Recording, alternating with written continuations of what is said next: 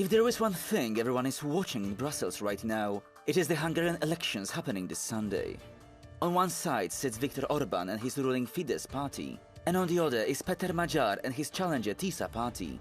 But when it comes to the biggest European issues, your reporter was curious whose side they're actually on.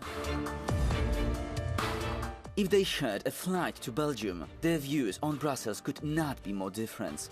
Orbán fights EU influence to protect national sovereignty, whereas Magyar wants to repair the relationship, but avoids looking like he takes orders from the EU, deliberately keeping his distance from leaders like Ursula von der Leyen. Okay, but when they pick up the phone, who is on the other end? Orbán maintains tight ties with the Kremlin. His foreign minister was even caught briefing Moscow around key EU meetings. And Magyar condemns this, accusing the government of acting on Vladimir Putin's behalf. However, looking next door to Ukraine, they differ in theory but share a political calculation. Orbán regularly blocks EU aid, campaigning on the fear of war. And Magyar avoids speaking about Ukraine, and his party opposes Ukraine's fast-track EU membership. But you see, there is a slight difference between them.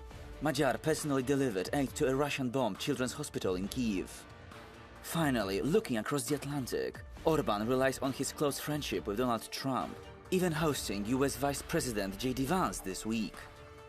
Mr. President, you are on with about 5,000 Hungarian patriots, and I think they love you even more than they love Viktor Orbán. And Magyar rejects this kind of personality-driven diplomacy, promising to root out Russian influence and restore Hungary as a reliable NATO ally. So as you can see, all of that paints a very intriguing political picture. However, let's not forget that in these elections, Hungarian opposition leader faces a severely unequal playing field. After 16 years in power, Fidesz maintains a massive grip over the state and public money, using redrawn voting districts and compliant media to gain advantage. And with Hungarian social media flooded with deep fakes targeting Péter Magyar and Tisza party, Sunday's vote will decide if the facts or the fakes shapes Hungary's future.